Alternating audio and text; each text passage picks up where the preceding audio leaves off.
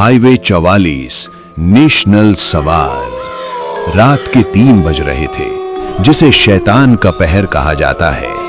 राजेश का ट्रक एक ऐसे घने जंगल से गुजर रहा था जहां परिंदा भी पर नहीं मारता। सन्नाटा इतना गहरा था कि राजेश को खुद की सांसें सुनाई दे रही थी। अचानक ट्रक का रेडियो खुद ब खुद चालू हो गया और उसमें से सिर्फ कर कर की डरावनी आवाजें आने लगी। तभी हेडलाइट की रोशनी में उसे सड़क के बीचों बीच एक साया दिखा। राजेश ने ब्रेक मारा पर ट्रक नहीं रुका। ऐसा लगा जैसे कोई अदृश्य शक्ति ट्रक को खींच रही हो। ट्रक उस साये के ठीक पास जाकर खुद ही रुक गया।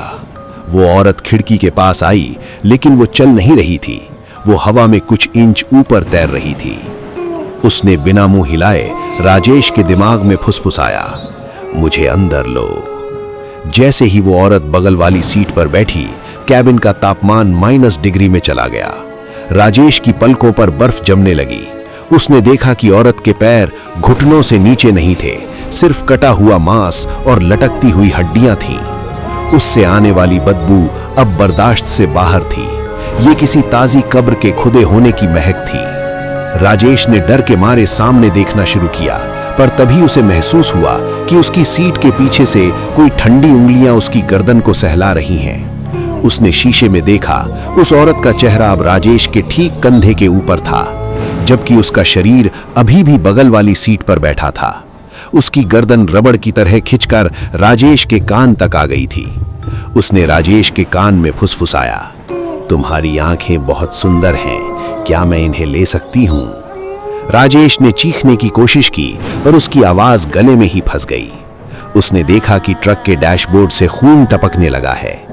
अचानक ट्रक की विंडशील्ड पर अंदर की तरफ से छोटे बच्चों के हाथों के निशान बनने लगे, जैसे कोई अंदर बंद हो और बाहर निकलने के लिए तड़प रहा हो।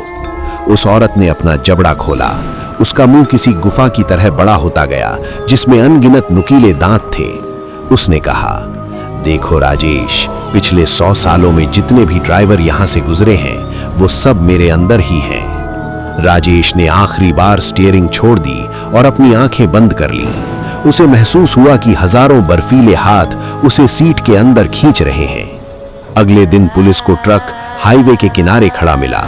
ट्रक पूरी तरह ठीक था, इंजन चालू था, लेकिन राजेश गायब था। ट्रक के अंदर ड्राइवर की सीट पर सिर्फ राजेश के कपड़े पड़े थे और उन कपड़ों के अंदर से एक पुरानी सड़ी हुई इंसानी उंगली निकली। हाईवे पर आज भी ड्राइवरों को राजेश का ट्रक चलता हुआ दिखता है, लेकिन उसमें ड्राइवर की सीट पर कोई नहीं होता। इसी तरह के वीडियो देखने के लिए हमारे चैनल खूनी वीकेंड को सब्सक्राइब जरूर करें। मिलते हैं किसी दूसरे वीडियो में।